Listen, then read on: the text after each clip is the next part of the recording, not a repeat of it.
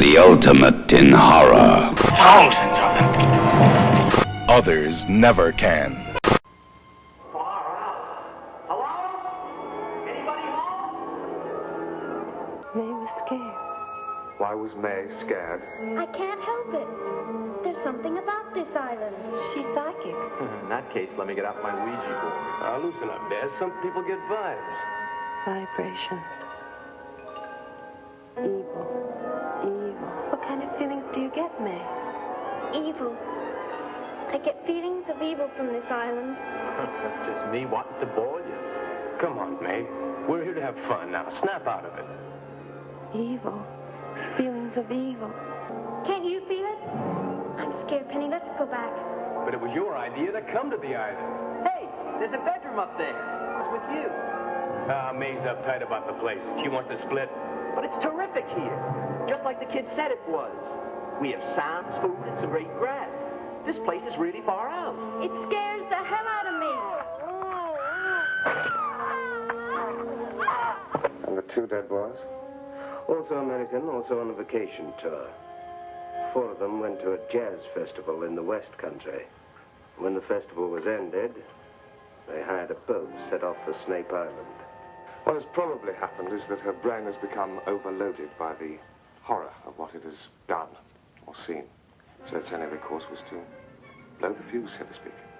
Snape Island never brought anything but unhappiness, tragedy for anyone. If the girl didn't murder those kids, who did? Somebody else, obviously. But who? There was nobody else on the island, was there? Huh? Was there? Well...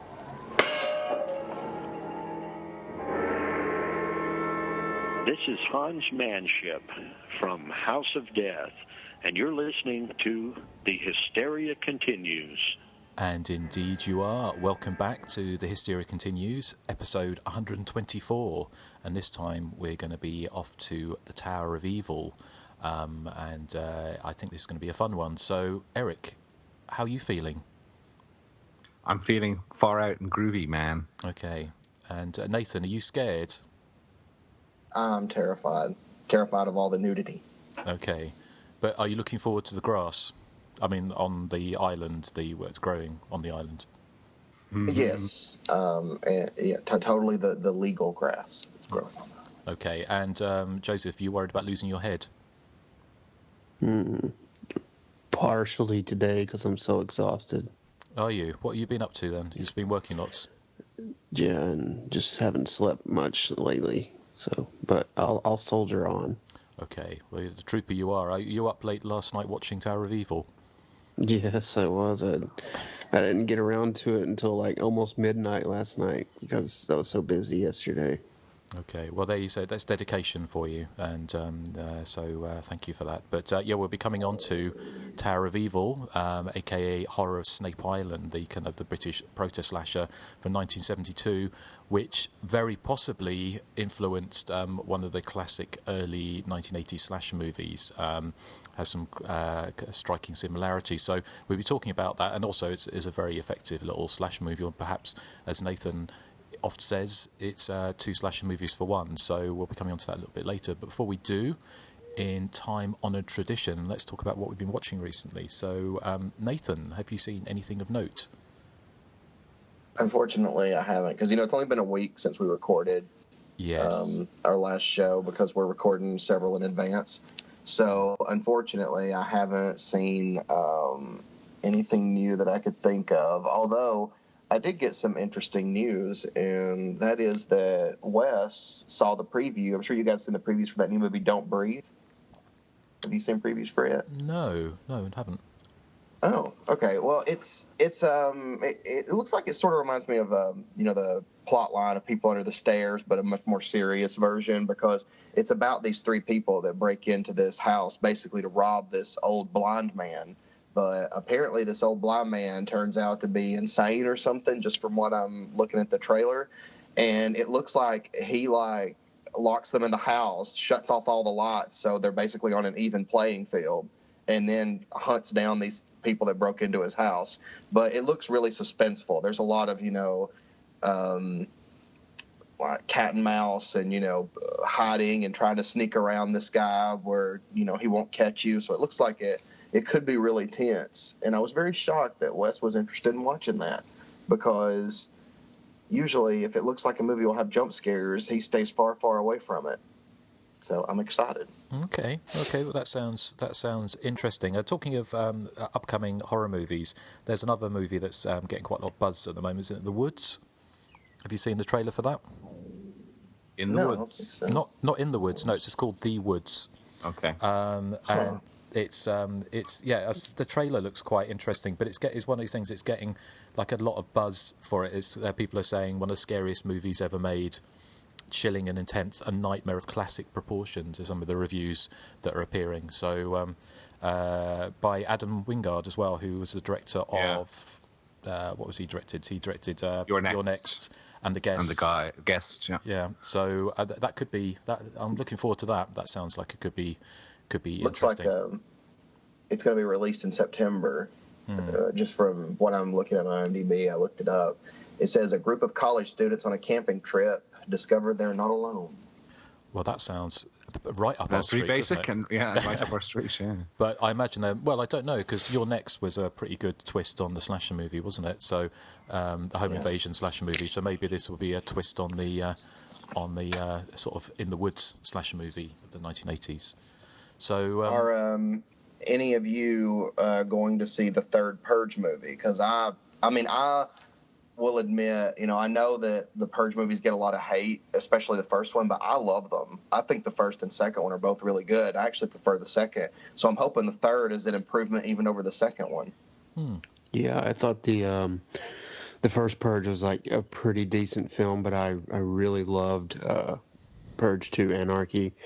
I like the idea of setting this new one during an election year, so I am interested in seeing that. One movie I really want to see is it's The Neon Demon. Have you seen the trailer for that? I've heard. I haven't seen the trailer, but I know it's been quite controversial, isn't it? It got lots of walkouts at Cannes, which is always an indication of a film that's going to be controversial. Yeah, the trailer looks really well done. It feels like the what's that movie with Natalie Portman, the Black Swan. Black Swan, yeah. Yeah, it has that kind of feeling to it. Like it's almost pretentious in a way, but at the same time it looks kind of trashy and delirious. So I'm kind of interested in seeing it. Cool. Okay. Well, no, that one sounds that sounds good. So, well, Nathan, if you've not seen anything else, I don't want to cut you off before you finished, obviously. Yes, obviously no. I mean, mainly it's just I know, because I might get mad. Is this the new Susie versus Toya? Well, it could be. Yeah. Yes, it only took us 124 episodes to get a new shtick. I listened back to that episode, and I think I was very polite to you, Justin. Oh, well, I don't think you were, Nathan. Sorry, Eric. See, I'm so kind of used to... You called him Eric. Yeah, so used. A reflex action. It was a reflex action, yes. My recollection was I said, "Excuse me, kind sir, but I have a little bit more I'd like to say." That's what I recollect happened. Well, that you clearly didn't listen to it back. You can't have them finished. Like, that's the two extremes. Well, all we have to do is listen back. If only I had the clip to play back, but maybe I'll get it. So at some point. Joseph, what about you? What have you been watching? Well, the only thing I've watched, and it's not horror related, unfortunately, is The Joy of Painting by Bob Ross. It's on Netflix. Yay. Okay. I saw that, yeah. Okay. Anyway, that's the guy with the afro, isn't it? Yeah, it's been a very, very busy week, and it's only been like a week since we recorded, so nothing for me this week, I'm afraid. No, that's fine. So, but yeah, we're slightly out of sync, aren't we? But Eric, how about you? Okay, well, I've watched one, which is The Night Evelyn Came Out of the Grave, which is part of the Killer Dames box set that Arrow have just released. The other film being The Red Queen Kills 7 Times. So I watched that one couple of years back. But The Night Evelyn Came Out of the Grave, I hadn't seen it in quite a long time. I couldn't really remember that much about it. It's the one that gets the less kind reviews on all the review sites at the moment, but I actually thought it was pretty decent. It's a typically odd and slow giallo that appears to have these over-the-top supernatural elements to it, and then it pulls the rug from under you in the conclusion that sort of says, oh, it was really all XYZ and a big plot to do, this, that, and the other to a person. But it stars Anthony Stephan as sort of this very wealthy man who's having a nervous breakdown as he tries to deal with the death of his wife, Evelyn, of the title. So he goes out on the prowl and brings his women back to his lush castle and starts whipping and torturing and killing them. So it's not the best giallo by any means, but the one it reminded me of most probably would be Spasmo, which is another one that has this just bizarre plot that seems to meander and seems to suggest that everything that's happening is supernatural, and then sort of has a Scooby-Doo type ending to sort of explain all the weird goings on away as being sort of very straightforward. So yeah, I thought it was pretty decent. There's some great extras on there. Audio commentary by Troy Howarth, and lots of Erica Blanc, even though she's only in the film for about 5 minutes. I think she's sort of the one surviving cast member they could find. So she's sort of all over the extras. But yeah, very decent. And also looking forward to watching Red Queen kill 7 times, which I'll do later. I also picked up a Blu-ray of Dead Snow 2, which you were recommending to me last week, Justin. So looking forward to watching that over it's our bank holiday this weekend over here. So plenty of time. Cool. Okay, well, I'll be looking forward to my box set with the Killer Dames. The double bill it should be on its way soon, hopefully. So I'm looking forward. The old No Shame release was the same 2 films, wasn't it? It was, yes. Yeah. I did actually have that. I had that one with the figurine, which I sold on eBay to ahead of getting this one. So I just thought I'd do an upgrade. So I'm trying to clear house a little bit because I've got like multiple releases of things. So I'm selling bits and pieces on eBay just to, get money to buy more crap, basically. But there you go. So, that's the way to do it. That's the way to do it. So I don't know if you'll be able to hear this, but I've kind of, if this will play, but I think I found that clip of Nathan. Call me sweetheart, honey bun. What are you, fucking lazy? Yep. And that was. You are not going to call me that crazy rhubarb lady. Well, so that was you heard. Mess with another man's rhubarb. Yeah. So you heard it here first. So that was what Nathan said to me last time. It's outrageous. So yeah. So I think it's not as outrageous as Erik calling you a whore in almost every podcast. If Erik, I don't think I was calling him a whore. I think I was just doing an imitation of Werewolf Woman. If Erik's the Inga of the podcast, does that mean Nathan's the rhubarb? Yes. Nathan could be rhubarb lady now. I always thought of myself as a lesser Inga, like Sally from Demons 2. There's nothing lesser about Sally. She's even worse than Inga, I think. Really? You think so? I mean, Yeah, Sally. Well, Sally's dress got on her nerves. So yeah, particularly the sleeves. Yeah, the sleeves were really bad for her. I like the sleeves personally. It was Jacob was the real problem. That was a straw that broke the camel's back. See, I think that's the problem with her is, nothing, everything she was upset about was just because of this boyfriend or ex-boyfriend of hers. Whereas with Inga, I think she was just a little crazy. That's true. Yeah.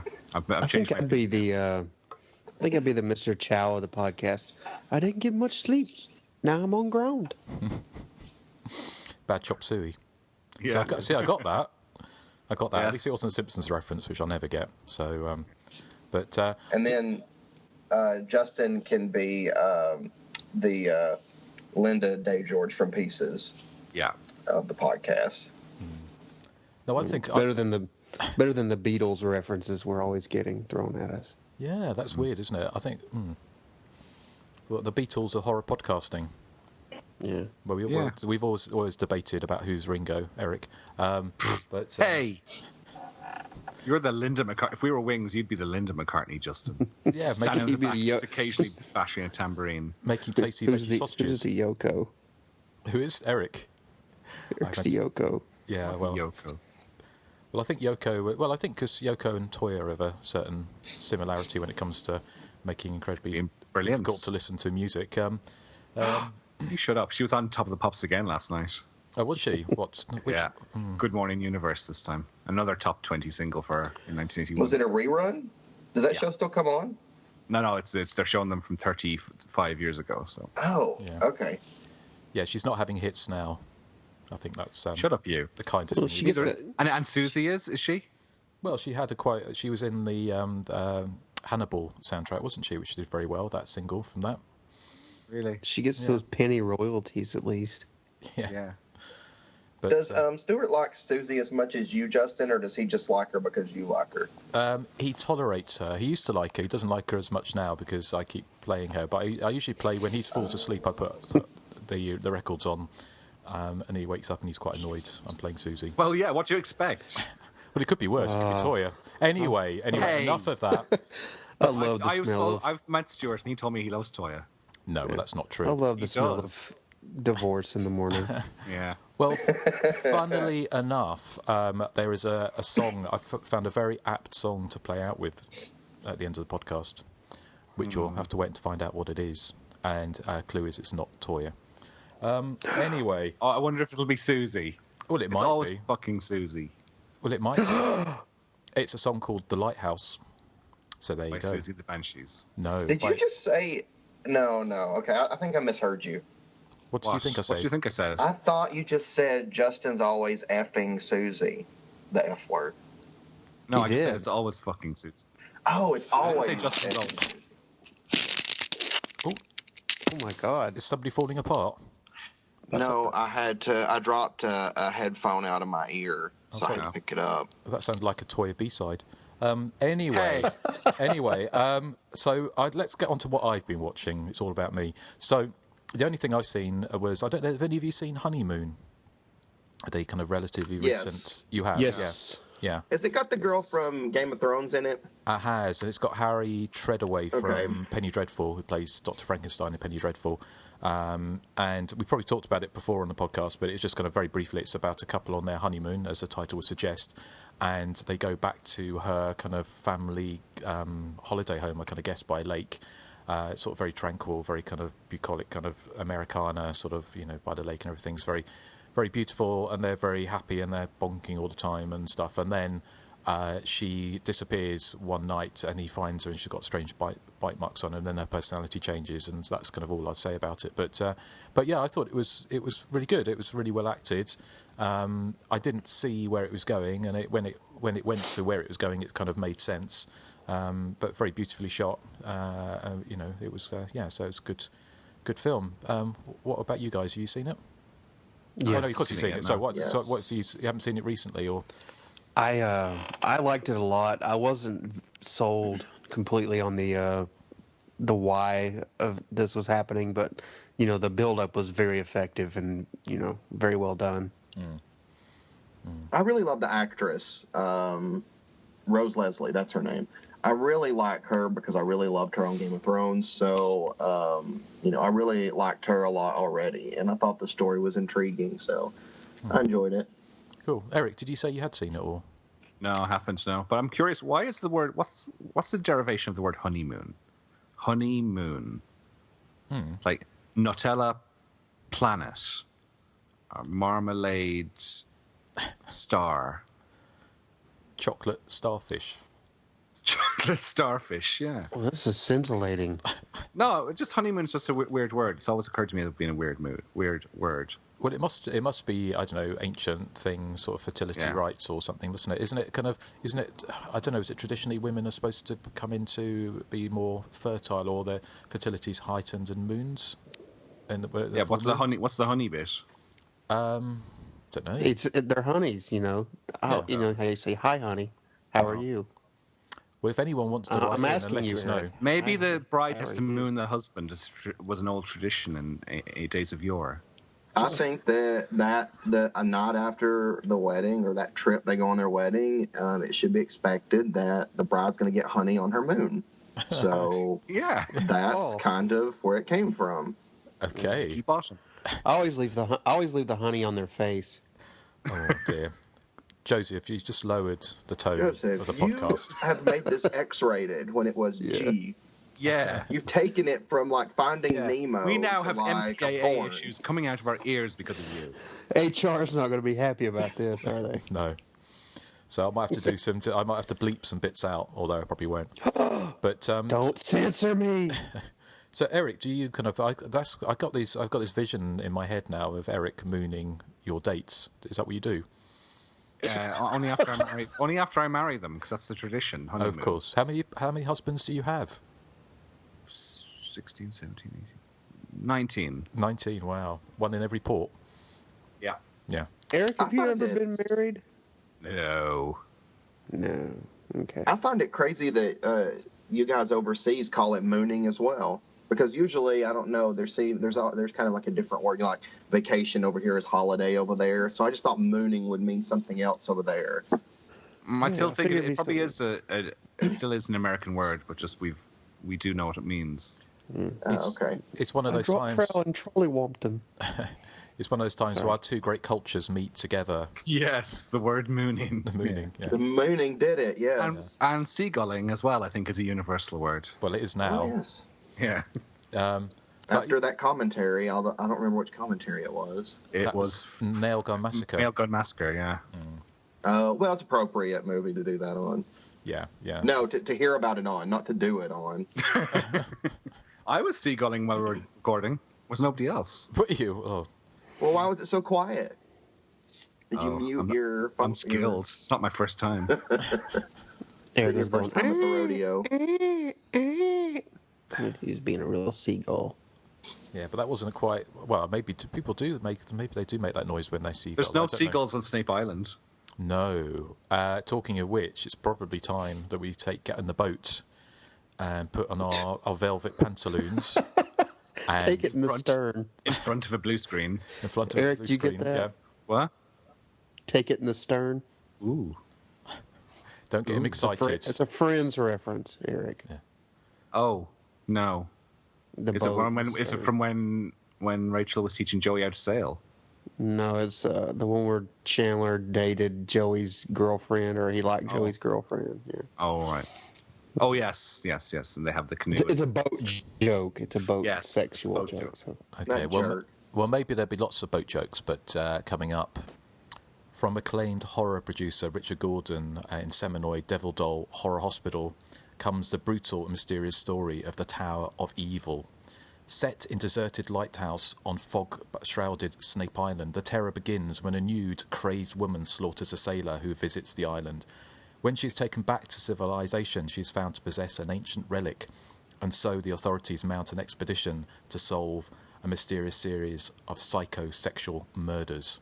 1972's Tower of Evil is a British proto-slasher, which, as aforementioned, and as Nathan's often said, is two slasher movies in one, in so much that what we have is two casts.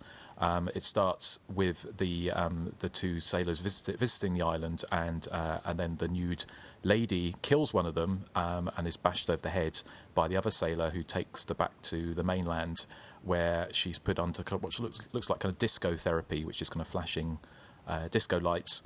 And she recounts in flashback how her friends travelled to Snape Island for basically lots of sex and grass and various things like that. And before they're bumped off one by an unseen killer. And as the synopsis from the back of the Tower of Evil Blu-ray, which I've got in my hand here, which is from Nucleus Films in the UK, which is very, very, very good actually. It's well worth getting if you're interested in watching the movie.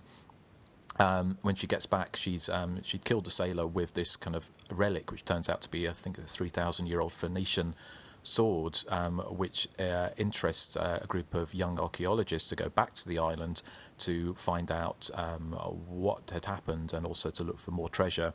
And of course, one by one, they also fall victim to the mysterious killer on the in and around the lighthouse on Snape Island. So you have two slasher movies for one, which and I really enjoy it. It's one of my favourite proto-slashers.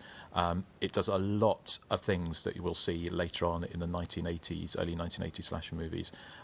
So you have lots of nudity, and curiously, certainly for a British film, or actually any films around this time, is that there's a lot of male nudity. In fact, probably as much male nudity as there is female nudity in this, which I say is quite surprising. But it really has that whole kind of whole kind of shtick down that you saw in films like Friday the 13th of the have sex and die, smoking grass, doing illicit things, and not really doing the things you're meant to be doing. Like, for instance, the archaeologists who go to the island seem to have much more interest in smoking joints and having sex than they do actually looking for ancient Phoenician artifacts.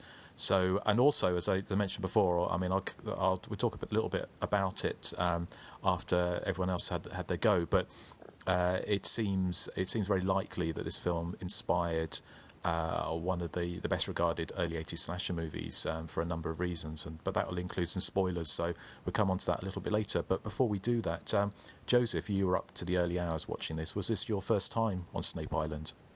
Actually, I'd seen this quite a while ago. It's probably about 20 or 25 years ago, so I didn't remember anything. And, you guys know this, but I didn't even know we were recording today. I thought, all of us were kind of out of town, so I was like, I got to watch it. And I literally waited till like midnight last night to watch it. That's why I'm so tired. But it was as good as I remember. It's actually a lot better than I remember, because it seems like I liked it before, but I was just kind of like, it was okay. But I had a lot of fun with it. My only problem with the film is, once the archaeologists, uncover what happened to the girl and that there's treasure on the island, they kind of forget about that girl. Maybe I was just kind of tired and it seemed like they forgot about her, but more towards the last third of the film, she just kind of disappears. I guess her story's over. I was kind of interested to maybe she. I kind of wanted her to go back to the island for some reason, just to kind of confront the murderer or ers on the island. Spoiler alert. Anyway. No, but I really did love this film. I think, for a film shot in Surrey in like 1971, it's pretty graphic. I mean, lots of nudity, and I love the set designs. I think it was filmed on a sound stage, so they did a really good job of giving it this kind of island, rocky island with a big tower atmosphere. Lots of nooks and crannies to explore. The tower is just kind of foreboding, and yet at the same time very claustrophobic. Very, very good cinematography. Likable characters. The killer. I didn't remember who the murderer was, and this is another spoiler. The two killers, the father and son, which I know you're referencing. It has to be Hell Knight, right? Yes, yeah. Right. Anyway, yeah, that actually threw me for a loop, because I mean they mentioned the Michael a couple of times, and at one point I was like, I bet it's Michael, and they think it's the dad, and when it turned out to be both of them, I was like, oh, I didn't see that coming, and I'd completely forgotten that was the big reveal. So I thought that was really well done. Although I did kind of giggle at the makeup effects on Michael at the end. It looked rather phony, but I guess you can forgive it for the time period. Other than those little minor hiccups, I think it's a very, very effective film, very atmospheric.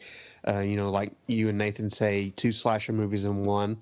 Although I kind of wish they would have had a little bit more of a collusion, rather than she's told these archaeologists about this place and then she just kind of disappears. They kind of if they kind of want to like intermingled a little bit more, I would have been it probably been a lot more exciting that way.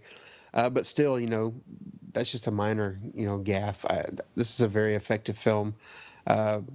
Definitely one of the best proto slashers I've ever seen. I mean, I have a lot more to say, but I'll just end it right now with thumbs way, way up. So yeah, I loved it. Excellent, thank you, Joseph. Nathan, how about you? I love Snape Island, the movie and the island, because I think that lighthouse is really cool. And of course, like you said, and I've said 100 times, I love the idea of 2 little slasher movies in one. I think that's so much fun, watching 2 different groups of people face the same killer, or spoiler, killers. I think the movie has a really good atmosphere. on the island. I love that whole foggy atmosphere. And I did love what Justin was saying, because as I was watching it this past week, actually last night, the scene where the main teenage girl, I think her name's Penny, the scene where she's getting hypnotized with those, what Justin calls disco lights. As I was watching it, I'm like, this is so 70s. Like, showing, these lights flashing on the screen, and then she starts remembering everything that happened on the island. But I thought that was really fun. I love 70s atmosphere, and I love 70s movies. So that was really fun to watch. But no, I'm a huge fan of the movie. I think it's a great proto slasher. I mean, this movie could have easily come out in the 80s, during the slasher boom, because it's got, everything I think you could expect from a slasher movie, really. So I love it for that. I loved, excuse me. I loved the, I love the archaeologist storyline, but for some reason, I love the teenager one. I think the teenager, getting stalked was, I don't know, maybe a little bit more fun for me, but I still love the other one as well. I liked the fact that for some reason, and this may just be me, but the scene where Penny attacks the sailor and stabs him, it always kind of reminds me of the scene in The Grim Reaper when the blind girl bursts up out of the barrel and starts slashing at a guy that come near her.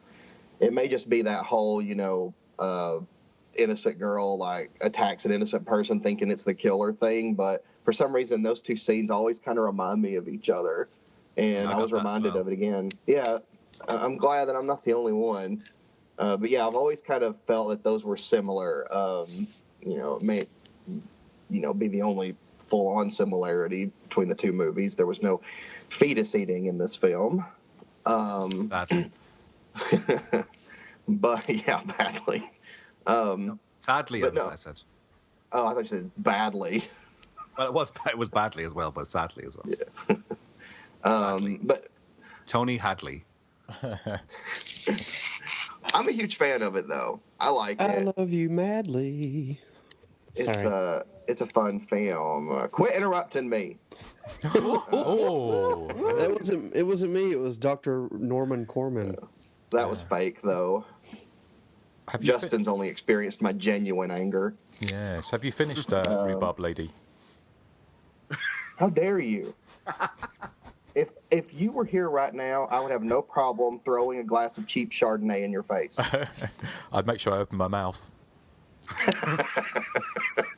I am. Because I love that movie, and I can't think of anything negative to say about it. It's just an all-around great film.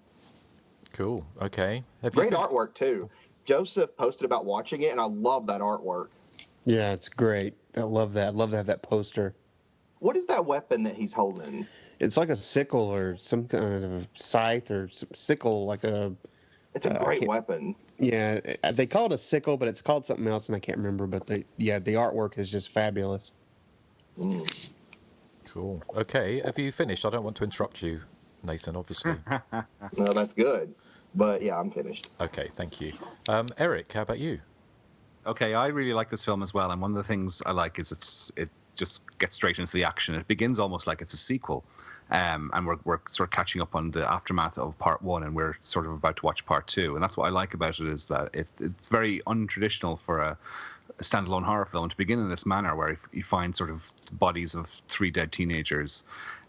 So you get, there's no slow build up in the film at all. And as you say, you get your 2 movies in one, kind of, with the teenagers and the flashback sequences intermingled with the very unproductive archaeological team who, as you say, sit around smoking pot and have sex and have the sort of soap opera backstory to them all that they keep complaining about.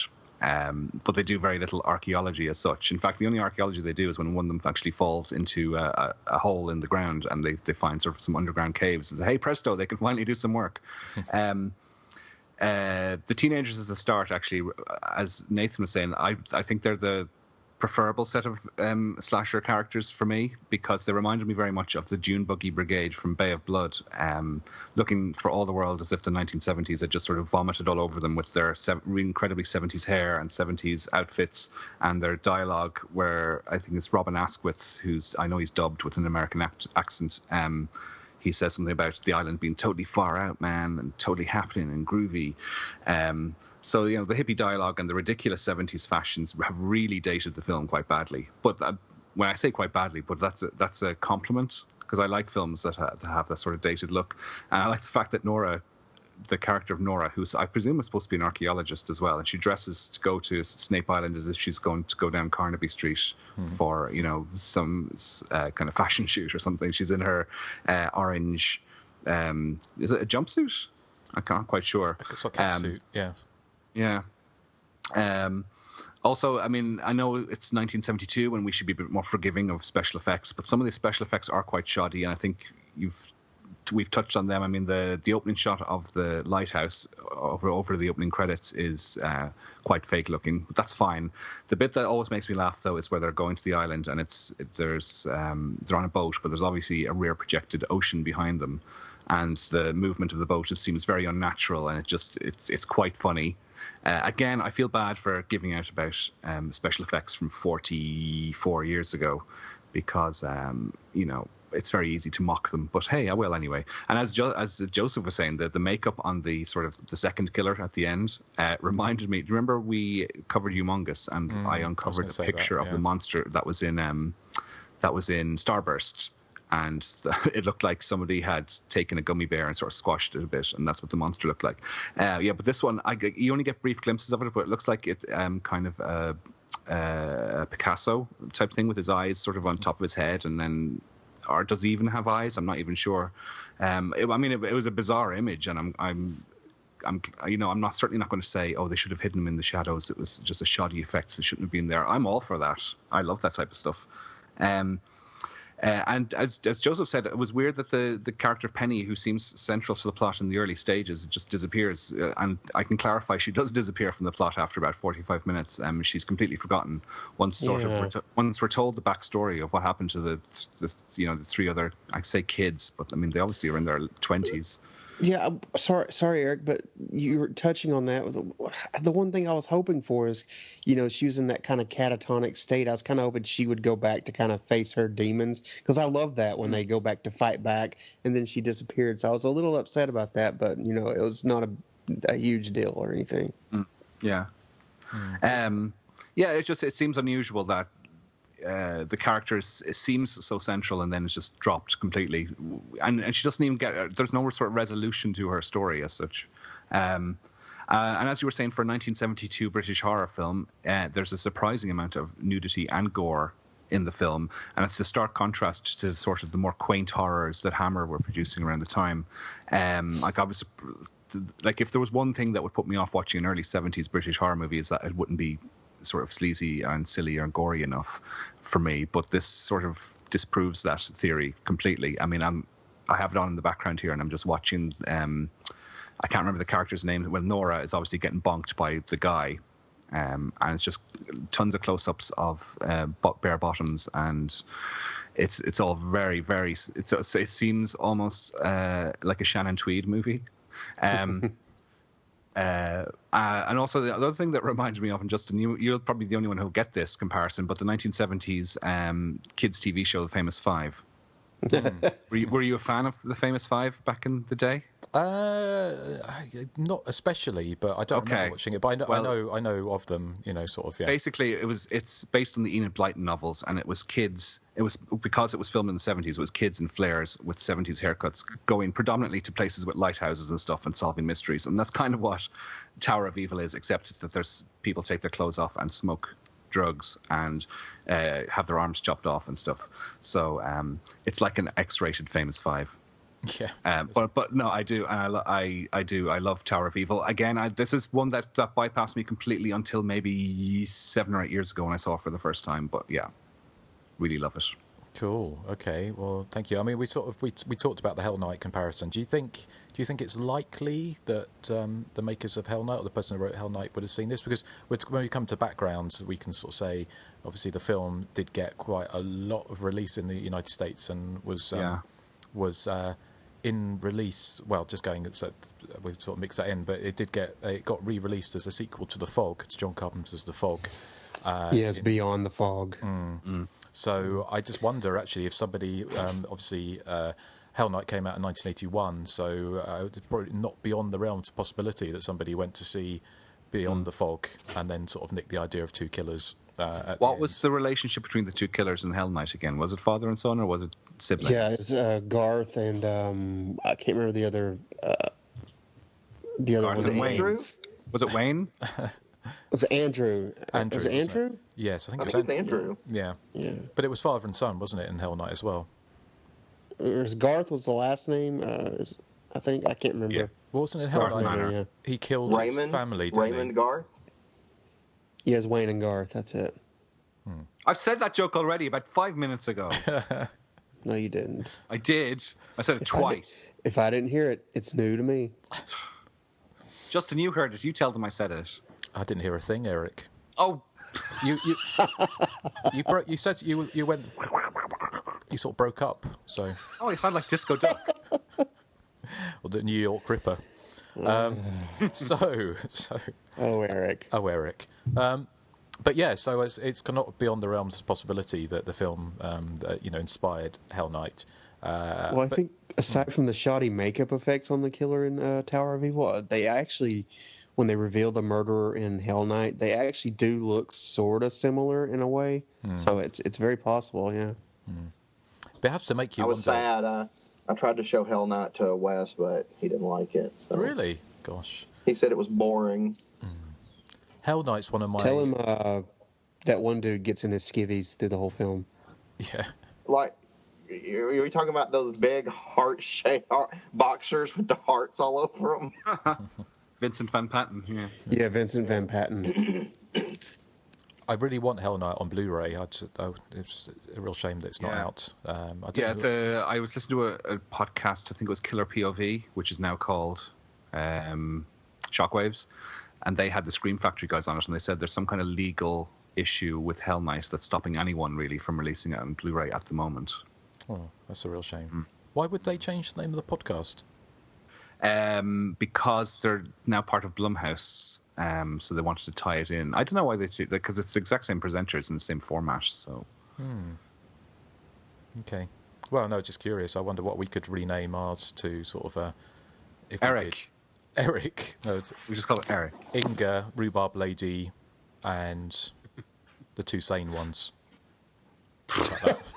I do like that Nathan is now the Rhubarb Lady. It makes me feel comfortable being called Inga. It's funny how these means you need to play that makes whole you feel, Rhubarb Lady clip there, Justin. Makes you feel less bullied, doesn't it? Less alone, yeah. Less bullied. It's funny how these nicknames stick, isn't it? So, what's anyway. funny is I've always defended Erik, and now I think because I've defended him so much, you guys are going to start bullying me. So how dare you? Yeah. It's like fun to shake things up after 124 episodes. Exactly. You've got to throw a few twists and turns in there, a few things that people aren't expecting, like Toy and Susie references. So, anyway, back to Tower of Evil. Should we talk a bit about backgrounds? Before we do, I'm curious to know, what, in your guys' opinion, what do you think became of Penny? Do you think she went completely insane and never recovered, or do you think she recovered? I like to think she went around solving mysteries with her Uncle Gadget. Well, if it had been, I think there'd be a little bit of an age difference there.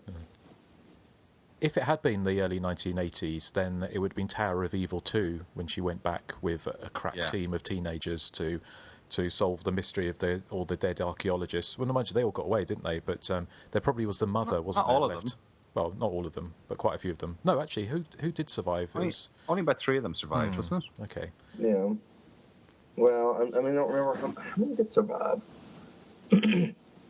Adam and Ruth and one other person survives. Well, Jill Hayworth, Rose, wasn't it? Rose, sorry, yeah. Yeah. But But yeah, no, I think it would. I think she probably recovered, because one of the people in it was going along to prove that she was, it was a kind of not amateur detective, a private detective, wasn't he, for her family to prove that she wasn't the killer. So, I think obviously with such amazing, psychiatry that they were practicing there with the flashing disco lights, then the chances are she would have recovered fully, I imagine. Disco therapy. Disco therapy, exactly. I think that's what helped her. Disco therapy. It was very, very ahead of its time, wasn't it? I bet the next step was a giant disco ball. That was probably you should be round dancing 2. tonight. Yeah. Yeah. And she could have sang "I Will Survive." Exactly. Well, that could have been Gaynor, because she did. Yeah.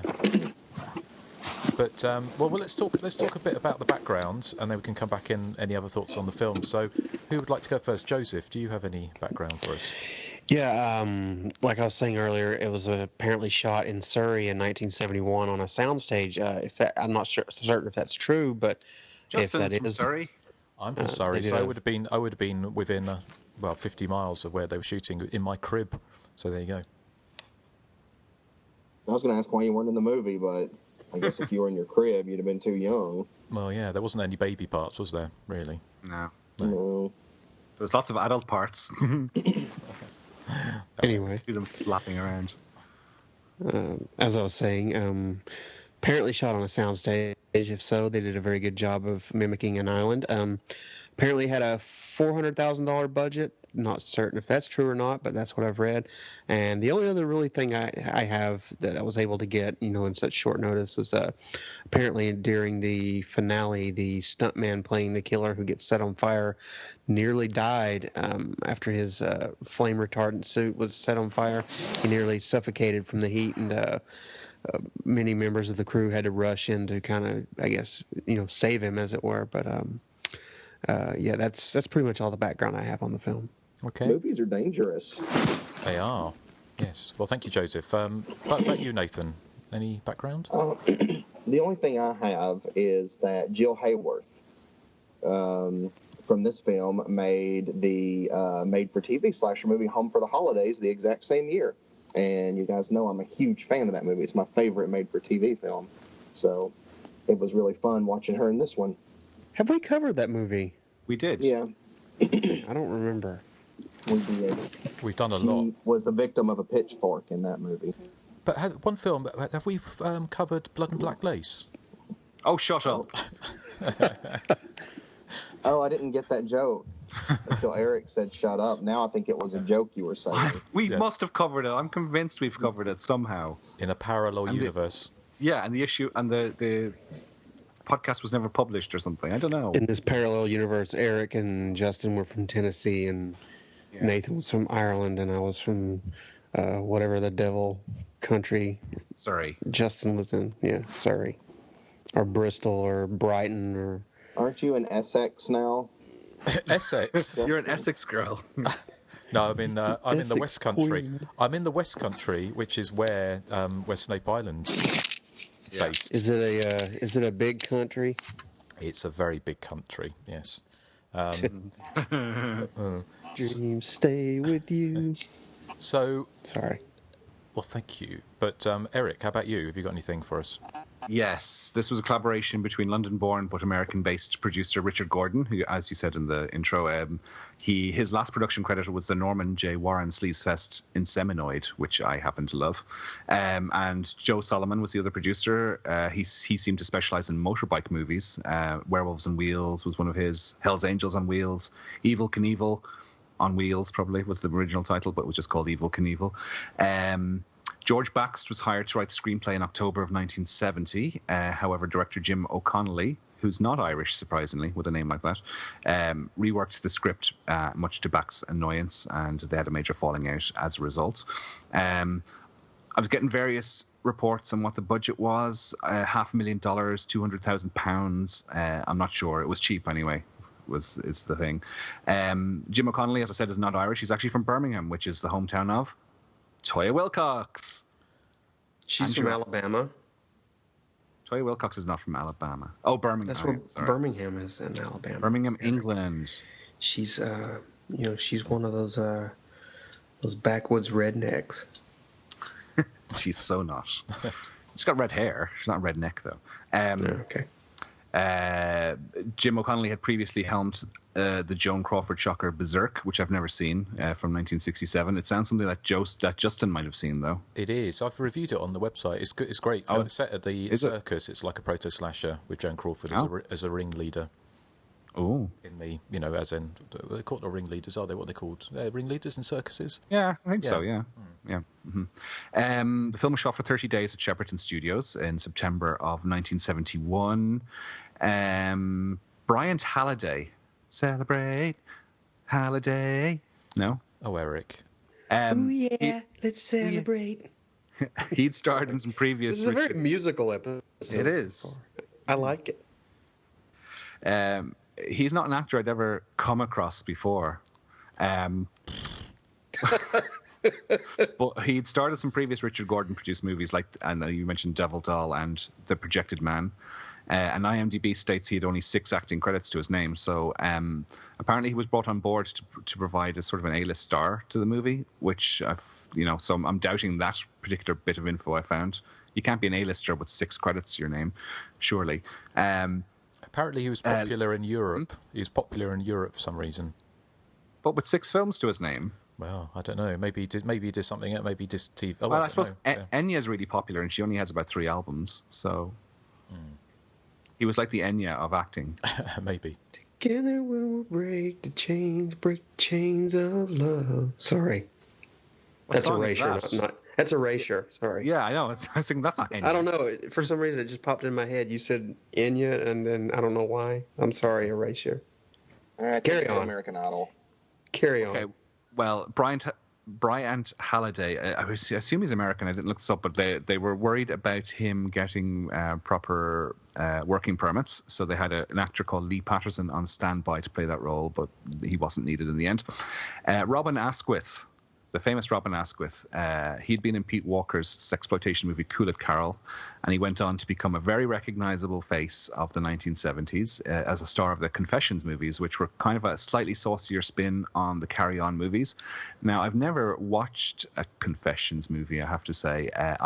Now, this may shock you, Justin, but I'm not a huge fan of Carry On movies. So I never really had any desire to go and investigate the Confessions movies. Now, maybe you'll tell me they're brilliant, and I might eventually go see them at some stage. But he went on. He's fired. That was Edna from HR. You're fired. Was it? Sorry, Edna. He also went on to be in the Flesh and Blood show and Queen Kong. Justin, the Confessions movies, I presume you've seen them, have you? I haven't, but I just need to play this just for old time's sake. Nation, no, please, hold your hand. So, Erik, how can you not love that? I do love that. No, I love Carry On in small doses like that. But watching a full film, I find it difficult. Sorry. Okay. Carry on.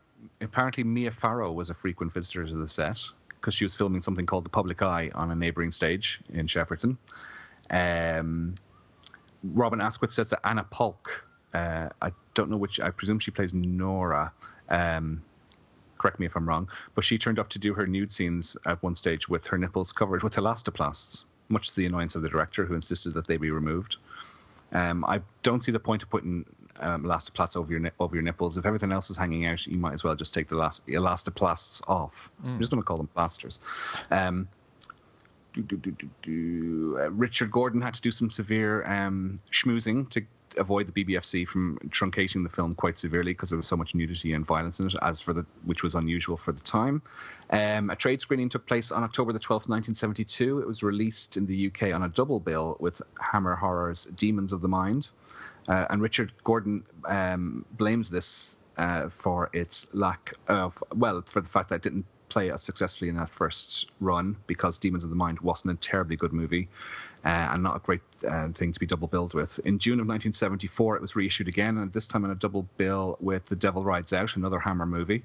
And it subsequently went on as a support feature for Death Race 2000, the Corman movie. A trimmed MPAA version was released as Horror on Snape Island, and as we said earlier, it was released or reissued in the early 80s as Beyond the Fog, as kind of a pseudo-sequel to the John Carpenter movie. And it's not the most ridiculous. I still think Suspiria 2, is that what Deep Red was released as in Japan? It was, Yes. yeah. That's still, to me, is probably one of the more most ridiculous sort of sequel titles for a film, or retitlings. I think Beyond the Fog, there is fog in the film, I'll give it that, and it's kind of has a seaside-y theme, much like the John Carpenter movie, even if nothing else is similar. And just a few of the a few reviews of the time. BFI Monthly Film Bulletin called it predictable youth-oriented horror of the I Thought I Heard Something school, which is actually a compliment in my books.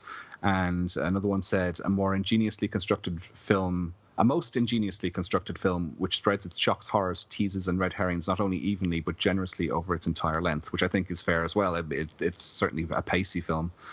Dennis Price, who plays Bakewell in the film, is apparently a tart.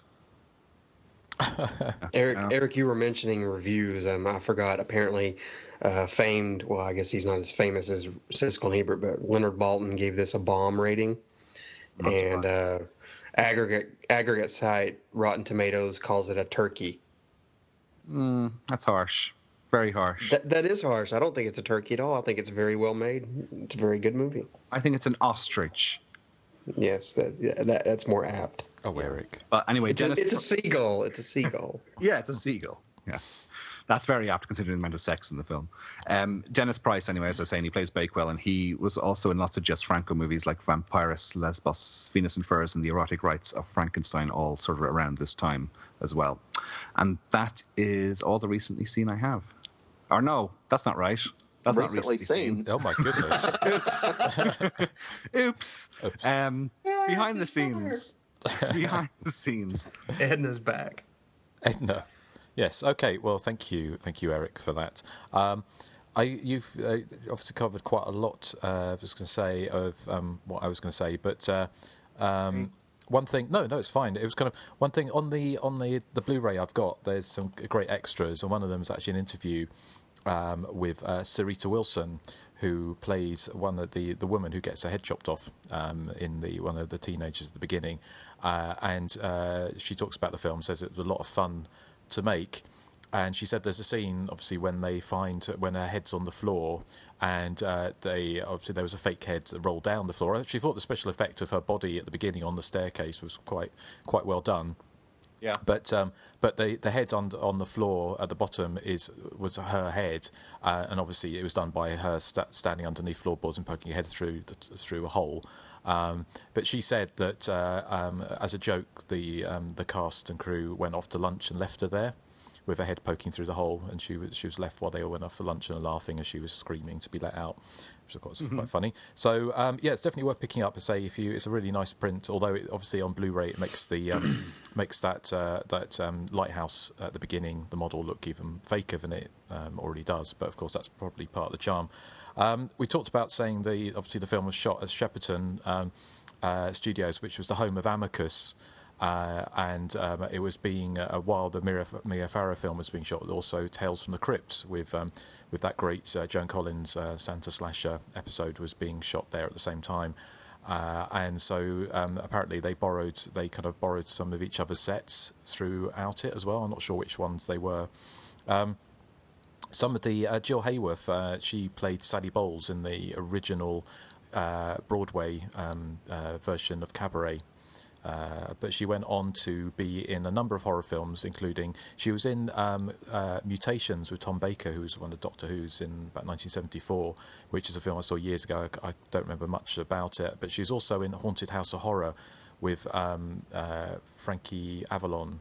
I think it was Frankie Avalon was in that, but it was the 1969 British proto-slasher where teenagers go to a house and get bumped off one by one by a killer who was originally meant to be played by David Bowie, That's one I'd quite like to cover at some point in the future. She wasn't. She kind of one of these actresses that became a bit of a scream queen, but didn't really want to be a scream queen.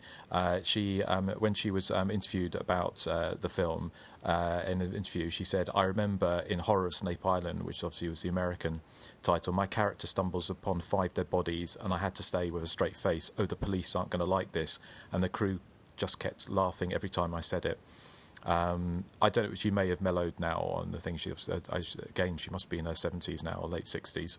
The film was released in Germany under the title Der Turm der Lebanon Lechen, which is very bad German pronunciation. Lebanon Lechen. Lebanon Lechen, yes.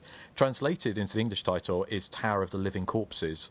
And although the film obviously doesn't feature any zombies in it at all, however, it was re-released to German theatres at the high point of the zombie craze in Germany during the early 1980s, which is it was retitled then Devil's Tower, the Schreckensturm der Zombies, which is Terror Tower of the Zombies, and 2 scenes were redubbed. Somebody get him some Rosetta Stone, please. I know. It's perfect. It's perfect. And 2 scenes were redubbed, so the catatonic girl from the beginning of the film speaks of zombies whenever the camera does not show her lips moving. And although we didn't see her lips moving in the film, well, not those lips anyway. But which is surprising, the amount of nudity there was in there. But the film's Italian title was Perci il Dio Fenico Continua ad Isidera. Come on, I'm practically fluent, which translates as "Why does the Phoenician god continue to kill?" which I think is a typically fantastic Italian title for the film. The film, as we talked about it being was kind of recycled on American screens, because obviously we talked about this before, but in the 70s and probably from the beginning of cinema, before the days of video, and then of course films turning up on TV, and a film like Tower of Evil would have probably played on on small screen in America and the UK, but would have been cut quite a lot. So, but before that happened, it was it kept on being re-released. It didn't do particularly well as Horror of Snape Island in the States, but it was re-released several times. But it was, as you said, it's re-released in the States as Beyond the Fog to try and trick unsuspecting audiences that this was a sequel to John Carpenter's The Fog, which is kind of one of the kind of standard tricks of the kind of exploitation market. But it was being paired with Sergio Martino's equally long in the tooth occult giallo, All the Colours of the Dark, which was also made in 1972, which was retitled in 1981 as They're Coming to Get You. So you can imagine what audiences can you imagine going to the cinema now to see a film that's just come out and realise it had been made 10 years ago? It's kind of a weird thing. But anyway, I think that's everything that we haven't already. Oh no, actually, the other things. Sorry, I meant to say was talked about some of the cast, and they're kind of most of the cast had got their acting chops or had appeared in horror movies in Britain, because the 1970s was obviously arguably the apex of horror filmmaking in the United Kingdom. And I've got the Fab Press book 10 Years of Terror, or 10 Years of Horror, I can't remember what it is it 10 Years of Terror? Yeah, which is if you're interested in the British horror movie in the 1970s, then that is the kind of the Bible, really. I think it's long out of print now, or they may have reprinted it, but it's definitely worth getting if you're interested in British horror movies in the 1970s. But we talked about Jill Hayworth, obviously, Home for the Holidays and Haunted House of Horror. But Jack Watson, who plays one of the sailors, who isn't the one who gets killed at the beginning, and does come back to the island, he went on to be. He was a very familiar character actor in British films. He went on to be in Pete Walker's Schizo a few years later. Many of the cast and crew, I think, were tied up in Pete Walker's The Flesh and Blood show. Including Candice Glendinning, who played Penny, who was a catatonic girl.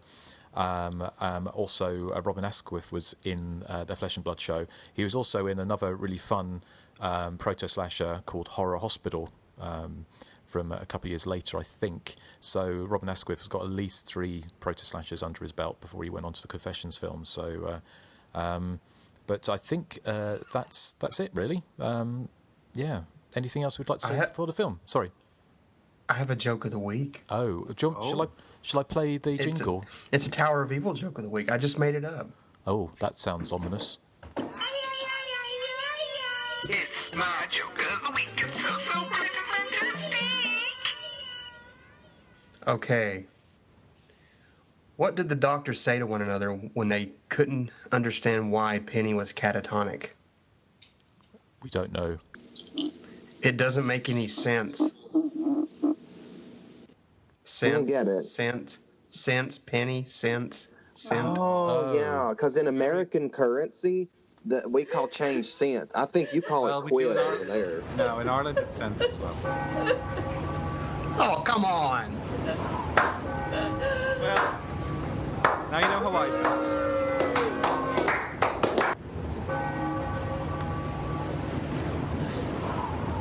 I think we should all take a moment to reflect and just pretend that never happened.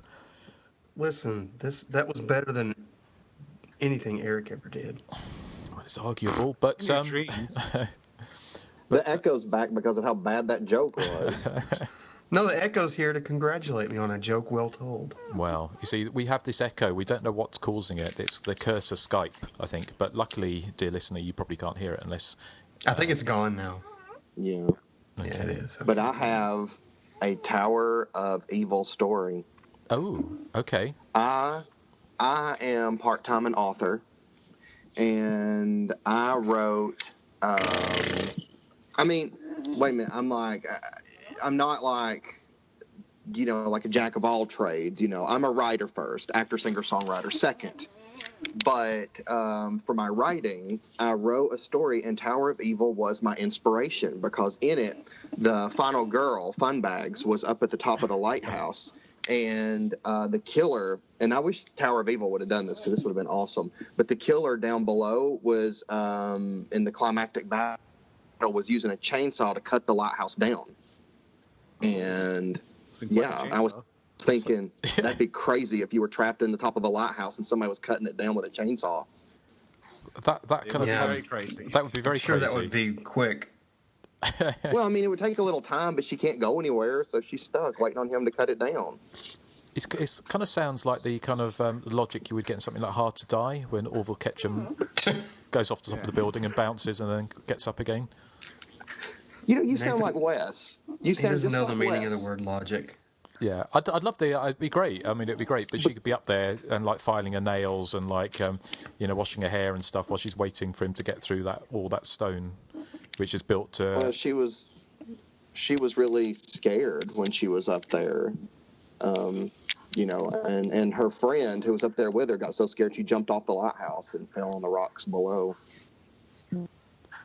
Well, it sounds like is this going to be appearing at direct to DVD stores anywhere soon? Well, it was a story I wrote. It oh right, been acted out. hasn't been optioned yet. I'd have to find the right actress to play that character. Who would you get to play Funbags? You can afford to be choosy, yeah. Who would I get for what? Funbags. Who would you get for Funbags? Oh, I don't know. Maybe one of the women. Well, I was going to say one of the women from Hard to Die, but that movie was filmed a while back. It was filmed in 1990, so I may have to go with a more current actress. Okay. I don't know who though. Well, I think we're all waiting with bated breath for that, Nathan. But maybe get the rhubarb lady. Yes, Stefania Stella. That would be good. Where's she at? I don't know. She's hanging out with Toya somewhere. Yeah, I imagine she's available. Even though I wasn't in that podcast, it's still one of my favorite ones to listen to because I just love the idea of this Stefania Stella. And anytime she's not on screen, everybody's like, "Where's she at? Why isn't she on camera right now?" Were you not on the crinkling sound? Yeah, who's making all that crinkling noise? There it was again. I don't have any paper. Sorry? I have no idea how it'd be me. I don't have any paper. Well, it sounds like something rubbing up against the microphone. That might be Erik. Well, I don't have a microphone. I'm using my phone. You're not that sexy. Well, I do apologise for any kind of inappropriate rubbing against microphone that somebody's doing. But I'm sure we'll be able to finger the right person in a moment. But so okay. Well, is there anything left to say on Tower of Evil? Shall we go? Have we got any feedback even? One thing I wanted to ask, do you think this movie had any inspiration on the more recent film, The Lighthouse, a.k.a. Dead of Night? Yeah, I meant to mention that. I think it probably did. I'm pretty sure it must have done. That was from 1999, wasn't it? That was a great little movie, like a low-budget movie. If you've not seen it, it's a great film. We should cover that at some point. Yeah, if you've not seen that, it'd make a great double bill with Tower of Evil. Lighthouse from 1999 is definitely worth checking out. So it's good, but Tower of Evil is better. Yeah, well, I haven't seen Lighthouse for a while, so I have to check it out again. Shall we play How to Get in Contact with the Show and see if there's any feedback? Let me play. This is how to get in contact with us, and we'll be back after this short break. Be sure to search for and like us on Facebook. Follow us on Twitter at THC_podcast. Our voicemail is 858-233-9281. And you can email us directly at the.hysteria.continues@gmail.com. Yes, please do get in touch with the show. As I say, we are recording this 2 weeks before we release it, so we might not have any feedback. Do we have any feedback? Actually, Joseph, do you want to mention what people have said about the film on Facebook? Well, I really didn't hear what you said, but I'm assuming you said something about Facebook, so I'm just going to start reading those. You are psychic, sir. Carry on. Yes, you broke up. Anyway, Joshua Grattan says, I love Tower of Evil. This is one of those proto-slashers like Bay of Blood, Dear Dead Delilah, and Scum of the Earth that is so straightforward that I don't hesitate to group it with the Golden Age. Psychedelic blood-soaked Scooby snacks. Andrew Burrell, I guess that's his name. He says, I got this when I heard Justin talk about it. It was a really entertaining proto-slasher. Hell Night was definitely inspired by it. Definitely one that should be more known. Maddie Thomas Taylor says, a real gem. I got into it after hearing Justin's little spiel as well. Super atmospheric, gory as hell, and wildly entertaining. I think if Hammer Studios ever made a true slasher film, it would be something like this. Alan Ladog, I don't know. I hope I'm pronouncing that right. Says, I have memories of seeing this on TV as a kid and finding it terrifying. Naturally, when I saw it years later, it was nothing of the sort. It even has Robin Asquith from the Confessions films. Well worth a view for nostalgia reasons, though. Actually, it's from Gareth, I think. He signed it Gareth. I don't know. Anyway. Do you know, sorry, just to interrupt, but you know that Gareth he was on Alt Horror? He was. He was? He was. He always had that. I never knew what it's from, but Anal Love Dog? There was that thing. Do you remember that's him, I think. Wow. Did you just say Anal Love Dog? Well, yeah. Anal Love Dog. But that's his sign off there is Alan Ladog. See, that's where I've got that from. Oh, okay. I see now. Yeah. Yeah, there was like an in joke. Whenever someone would be looking for a movie, they'd either say it was Anal Love Dog or The Necrophiles or Motel Hell. Anyway. It was hilarious, Erik. Yes. I loved it. Anyway, so carry on. Yes. The last one here, Rob Doyle says, having trouble locating this one, but I'll try before the show. Okay. Well, you know where to look if you can't find it. It should be. I don't know if it's got a release in the States. Justin. I was talking about Target or wherever one of your stores. What, your DVD stores, Blu-ray stores in the States? Or Amazon.com, obviously. But you got to be careful going to Target lately. You'll get screamed at by preachers. Yeah. Preachers. There's all these videos floating around of these preachers going into Target screaming up and down the aisles at people. Isn't it private property? What's the kind of the law about trespass if you're asked to leave something? Because it's in the UK, if you're asked to leave, if you go onto someone's private property, it's not it's trespass, but it's a civil offence. But if you're asked to leave, it becomes a criminal one, and you refuse. Is that the same in the States? Yeah, but this is like a public store, so I wouldn't say it's trespassing, but they would be considered panhandling, maybe. I think that's against the law. Well, I mean, they're creating a disturbance for sure. Yeah, I mean, public nuisance, I guess is what they call it. Yeah. So, and I do think they leave when confronted, but they just scream all the way out the door. I mean, they're very annoying. Not to keep talking about this, but I just find it funny that Target came under fire about a year ago when they changed their toy aisle to like gender neutral toys, and rather than grouping like Barbies with the girls and the Transformers with the boys, they just lumped everything together and these crazy evangelical people just went nuts over that. But I told Nathan, the whole bathroom thing will go away just like that did when they realize it's Black Friday and they can get a good deal on a TV set. It's so ridiculous, isn't it? I mean, there's a group that I really like called the Lovely Eggs, and they call a song called "People Are Twats," which I think is quite apt in this because it's so ridiculous. It's just the current thing. Yeah. Yeah, I agree. It's just the current thing everybody's mad about. I mean, something else will come up soon, and everybody will forget Target and be mad about something else. There's always something for people to be mad about. Unfortunately, so there is. And sorry, and you. Well, or in Nathan's case, he's mad about rhubarb. I can't picture Justin ever getting angry. I can't picture him, like, say if, him and Stuart got upset at each other. I can't picture Justin being upset, like, in a very serious, angry way. I would never... I heard a commentary once, and I really think I picture Justin in this commentary because they talk about an actor who was British, and they said... He's the type of person where you could walk up to him and slap him in the face, and he would say, "I'm terribly sorry, but I'm going to have to ask you not to do that again." Not only did it hurt, but it was very impolite. Was it you, Grant? No. I don't remember who it was, but I just pictured Justin, like, being like, that was very impolite, don't do it again. I figured that's your anger, Justin. Well, as they say, revenge is a dish best served cold. That's all I'll say. Ah. Yeah. You get even just later on. Yeah. Watch your back, Erik. Yeah.